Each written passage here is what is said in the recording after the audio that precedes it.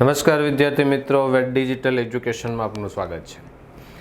મિત્રો, ગુજરાત માધ્યમિક અને ઉચ્ચતર માધ્યમિક શિક્ષણ બોર્ડ ગાંધીનગર દ્વારા શૈક્ષણિક વર્ષ 2023-24 કે જે પરીક્ષાની અંદર ધોરણ 10માં જે માળખાગત જે કંઈ ફેરફારો થયા છે એ ફેરફારો અંતર્ગત બોર્ડે જે નમૂનાનું પ્રશ્નપત્રો બહાર પાડ્યા છે તો એ પ્રશ્નપત્રોનું આપણે સંપૂર્ણ સોલ્યુશન જોઈએ કે જેથી કરીને આવનારી આપણી બોર્ડની પરીક્ષાની અંદર કેવી રીતે આપણે એને હેન્ડલ કરીએ કે જેથી કરીને સારા એવા ગુણ પ્રાપ્ત કરી શકાય.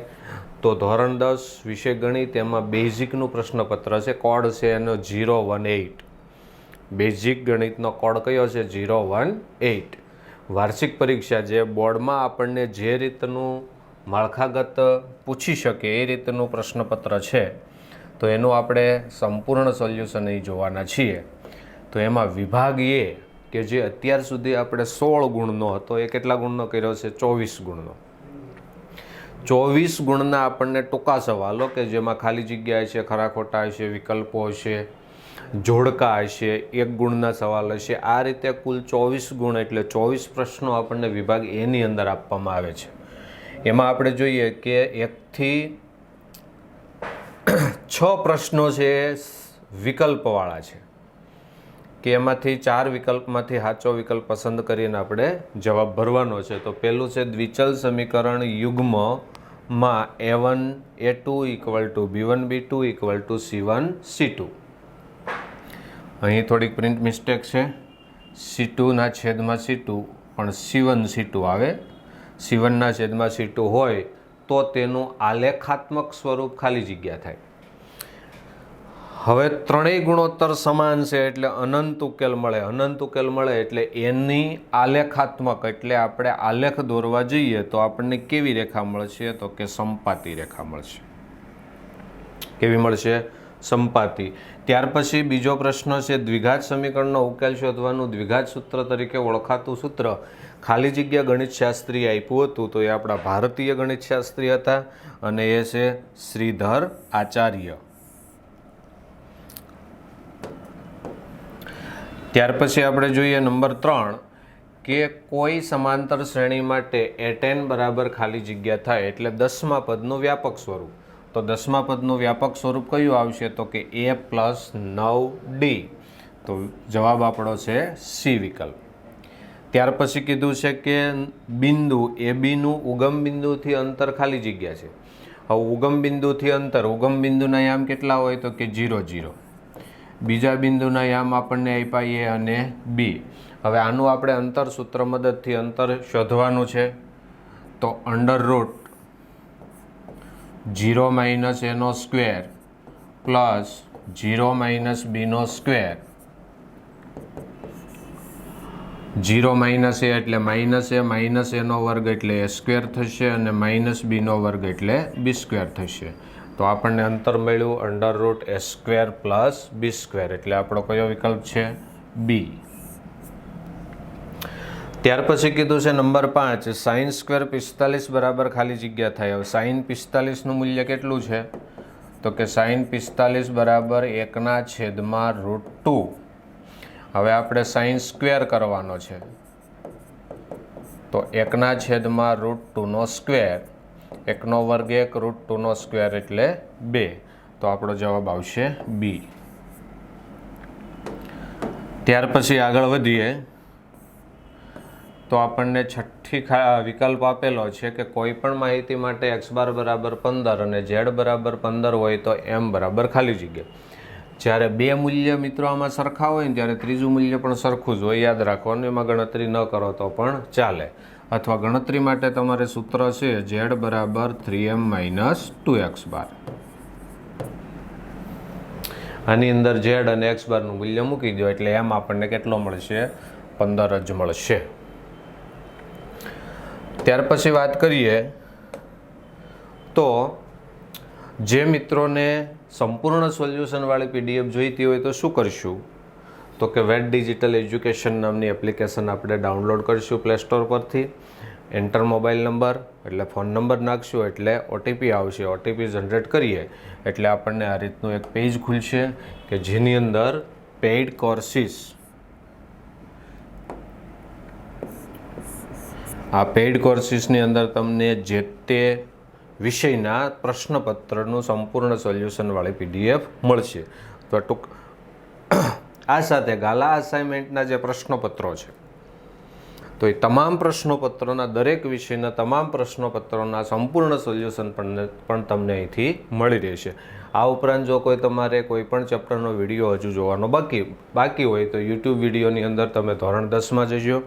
જે તે વિષયનો જે કાંઈ ચેપ્ટર આધારિત વિડીયો તમે એમાં અભ્યાસ કરી શકો.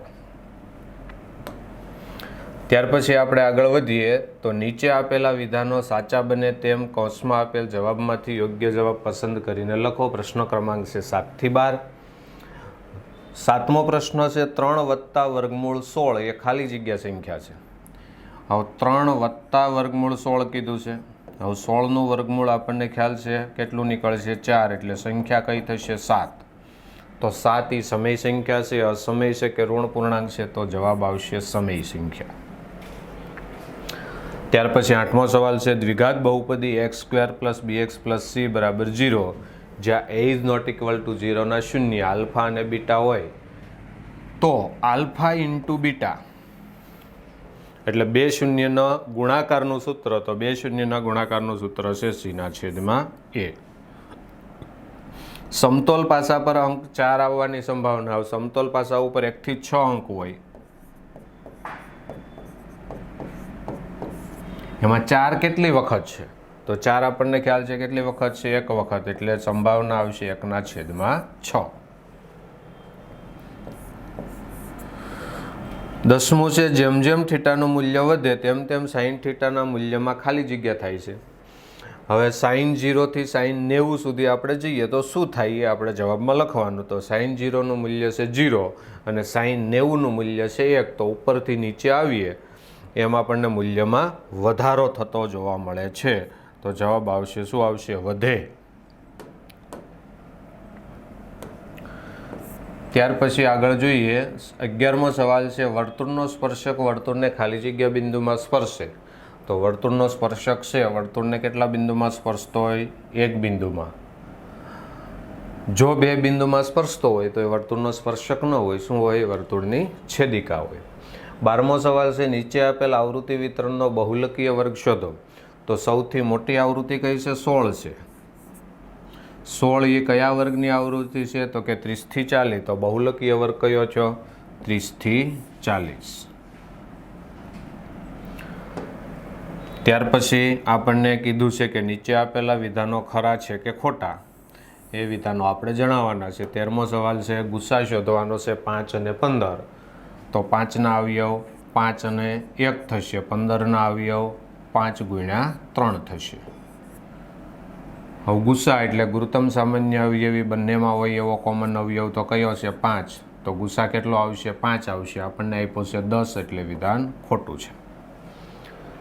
14મું છે આકૃતિ પરથી y = p(x) નો આલેખ આપેલ છે. આ કિસ્સામાં p(x) ના શૂન્યની સંખ્યા 3 છે. તો આ રીતનો આપણો આલેખ છે. આ આપણો x અક્ષ છે. x અક્ષને કેટલા બિંદુમાં છેદે છે? તો કે 3 બિંદુમાં છેદે છે. હવે 3 બિંદુમાં છેદે એટલે શૂન્યની સંખ્યા પણ કેટલી હોય? 3 હોય. તો આપણને શૂન્યની સંખ્યા 3 કીધી છે એટલે વિધાન કેવું થાય છે? ખરું વિધાન થાય છે. 15મો સવાલ છે દ્વિઘાત સુરેખ સમીકરણ માટે a1 a2 is not equal two b1 b2 સ્થિતિમાં સુરેખ સમીકરણ યુગ્મ સુસંગત છે કે નહીં? તો અનન્ય ઉકેલ આપતો ગુણોત્તર છે આ. હવે અનન્ય ઉકેલ આપે છે, ઉકેલ મળતો હોય તો એને સુસંગત સમીકરણ છે એમ કહેવાય. એટલે વિધાન કેવું થશે? ખરું વિધાન થશે. 16મો સવાલ આપણને આપ્યો છે પ્રયોગની તમામ મૂળભૂત પ્રાથમિક ઘટનાઓની સંભાવનાનો સરવાળો 0 થાય છે. તો તમામ મૂળભૂત પ્રાથમિક ઘટનાઓની સંભાવનાનો સરવાળો 1 થતો હોય, 0 થતો હોતો નથી. એટલે વિધાન કેવું છે? ખોટું વિધાન છે. ત્યાર પછીનો વિભાગ આપણને આપ્યો છે નીચેના પ્રશ્નોના એક વાક્યમાં કે એક શબ્દમાં કે એક અંકમાં જવાબ લખવાના છે. પ્રશ્ન ક્રમાંક છે 17 થી 20. 17મો સવાલ છે સમાંતર શ્રેણીનું nમું પદ શોધવાનું સૂત્ર. તો nમું પદ શોધવાનું સૂત્ર છે an બરાબર a plus n minus 1 into d. 18મો સવાલ છે વર્તુળને વધુમાં વધુ કેટલા સમાંતર સ્પર્શક મળે? તો વધુમાં વધુ સમાંતર સ્પર્શકની સંખ્યા આપણને ખ્યાલ છે કેટલી મળશે? 2 મળશે। આ પહેલો સ્પર્શક થયો, આ બીજો સ્પર્શક થયો।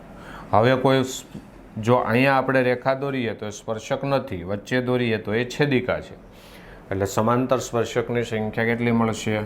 2 મળશે। 19મો સવાલ છે સૂર્ય પૂર્વમાં ઉગે તે ઘટનાની સંભાવના કેટલી? હવે સૂર્ય પૂર્વમાં જ ઉગતો હોય તો એ સનાતન સત્ય વિધાન થયું। તો સનાતન સત્ય ઘટના થતી હોય તો એની સંભાવના હંમેશા કેટલી હોય છે? 1 હોય છે। ત્યાર પછી કીધું છે વર્ગ આપેલો છે 65 થી 75ની વર્ગ લંબાઈ, તો ઉર્ધ્વ સીમામાંથી અધર સીમા બાદ કરો એટલે વર્ગ લંબાઈ આપણને મળશે કેટલી મળશે? 10। અને પછી આપણને સવાલો આપ્યા છે કે નીચે આપેલ યોગ્ય જોડકા જોડો। એમાં આપણને સૂત્રો આપેલા છે। પહેલું છે અર્ધગોલકનું કુલ પૃષ્ઠફળ। કુલ પૃષ્ઠફળ કીધું છે, કુલ પૃષ્ઠફળ આવશે 3πr²। અને 10 રૂપિયાના સિક્કાનું ઘનફળ, તો 10 રૂપિયાના સિક્કાનું ઘનફળ આવશે πr²h। કારણ કે રૂપિયાનો સિક્કો એ નળાકાર તરીકે આપણે લેવાનો છે અને જાડાઈ હોય છે। બોર્ડમાં ઘણી વખત સવાલ પૂછાઈ ગયેલો છે, તો ખાસ ધ્યાન રાખજો કે નળાકાર સ્વરૂપમાં લઈ અને એનું ઘનફળ આવશે πr²h। 23મો છે લઘુવૃત્તાંશનું ક્ષેત્રફળ। તો લઘુવૃત્તાંશના ક્ષેત્રફળનું સૂત્ર છે πr²θ/360। અને અર્ધવર્તુળનો પરિઘ, તો અર્ધવર્તુળનો પરિઘ આવશે આપણને જે જવાબ આપ્યા છે એ પ્રમાણે πr। પણ કુલ પરિઘ જ્યારે આપણને માગે ત્યારે πr+d આવશે। ખાસ ધ્યાન રાખજો અર્ધવર્તુળનો કુલ પરિઘ, તો આને આપણે એમાં એડ કરવાનો છે, પણ અહીં આપણને ખાલી અર્ધવર્તુળનો પરિઘ કીધો છે ત્યારે શું આવશે? πr। તો મિત્ર આ હતો આપણો વિભાગ એ। ત્યાર પછી વિભાગ બી તમને આપ્યો છે કે જેની અંદર 18 ગુણનો આખો વિભાગ છે। એમાં તમારે 9 પ્રશ્નોના જવાબ લખવાના છે, એટલે કે જે કાંઈ પ્રશ્નો આપ્યા છે 25 થી 37 સુધીના, એમાંથી તમને આવડતા 9 દાખલાઓ તમારે ગણવાના છે। કોઈના અથવામાં એવું નથી કમ્પલસરી અથવા આપણને અહીં આપેલા નથી, પરંતુ તમને જે અનુકૂળતા હોય એ 9 દાખલા તમારે ગણવાના છે। તો આનું સંપૂર્ણ સોલ્યુશન આપણે PDF સ્વરૂપે તમને અગાઉ કીધું ત્યાંથી તમે મેળવી શકશો। એ જ રીતે વિભાગ સી આપેલો છે, એ પણ 18 ગુણનો છે કે જેમાં આપણે 6 પ્રશ્નોના જવાબ ગણતરી કરીને લખવાના છે। એમાં પ્રશ્ન ક્રમાંક છે 38 થી 46, 3 ગુણના દાખલા છે। 6 દાખલાઓ તમારે તમને જે અનુકૂળતા હોય એ પ્રમાણે ગણવાના છે। અને એ જ રીતે વિભાગ ડીની અંદર 5 પ્રશ્નોના જવાબ આપવાના છે। આખો વિભાગ આપણને 20 ગુણનો આપ્યો છે। પ્રશ્ન ક્રમાંક એમાં છે 47 થી 54 સુધીના, એમાંથી 5 પ્રશ્નો ગણવાના છે। એમાં એક સમપ્રમાણતાનું મૂળભૂત પ્રમેય એટલે કે 6થા ચેપ્ટરનો એક જ પ્રમેય છે, તો એ પ્રમેય ખાસ તમે કરી નાખજો, કારણ કે એ પ્રમેય તો હશે જ। અને બાકી જે દાખલા છે એમાં તમે જોઈ શકો કે 3જા ચેપ્ટરને અંતર્ગત છે, 5મા ચેપ્ટરને અંતર્ગત છે। પછી આંકડાશાસ્ત્ર, તો આંકડાશાસ્ત્રના 2 દાખલા અહીં આપણને દેખાય છે। પછી સંભાવનાનો દાખલો છે, તો આ 3 દાખલા તો આપણે થઈ ગયા, એક પ્રમેય એટલે 4, અને 5મું ચેપ્ટર।